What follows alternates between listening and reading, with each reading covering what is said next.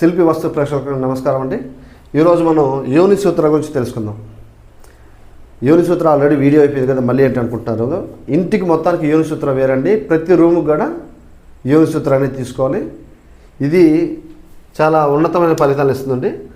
East facing ఇది, east west north south. ఇక్కడ entry అనుకుంటే ఈస్ట్ ఫేసింగ్కి బ్యాక్ డోర్ కానీ విండో కానీ తీసుకోవాలి. ఇక్కడ వరకు ఓకే అండి. ఇప్పుడు నైరుతి బెడ్రూమ్ ఇది, వాయువు బెడ్రూమ్ ఇది.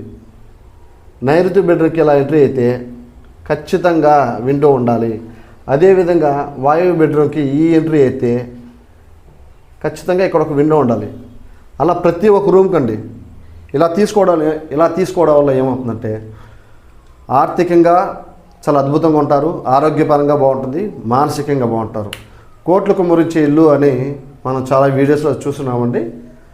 ఇటువంటి గృహాలు అంటే ఇలా విండోలే కాదు, ఖచ్చితంగా మొత్తానికి ఆయం కూడా మంచి ఆయంతో మీకు ఏ దిక్కు అయితే కలిసి వస్తుందో, ఏ ఫేసింగ్ కలిసి వస్తుందో ఆ ఫేసింగ్ తగ్గ నెంబర్ మనం ఆల్రెడీ లాస్ట్ వీడియోస్ తెలుసుకున్నాం.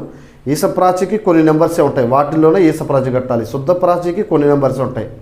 అంటే ఈ నెంబర్ తీసుకుపోయి ఎలా పెట్టా, ఆ నెంబర్ తీసుకొచ్చి ఎలా పెట్టా అది పనిచేయదు, న్యూట్రల్గా ఉంటుంది. అదేవిధంగా ఆగ్నేయ ప్రాచి కూడా సపరేట్ నెంబర్స్ ఉంటాయండి. అంటే వాటి స్థానాలు చూసేలాగా పెట్టాలి. ఆగ్నేయ నెంబర్ తీసుకొచ్చి ఈశాన్యం పెట్టినా వర్క్ చేయవు. మీకు మీరే క్వశ్చన్ వేసుకోండి. చాలామంది ప్లాన్ తీసుకుంటారు వాస్తు పండితుల దగ్గర ఎలా ఉండాలనేది. కొంతమంది క్లిక్ అవుతుంటారు, కొంతమంది న్యూట్రల్ కొట్టారు.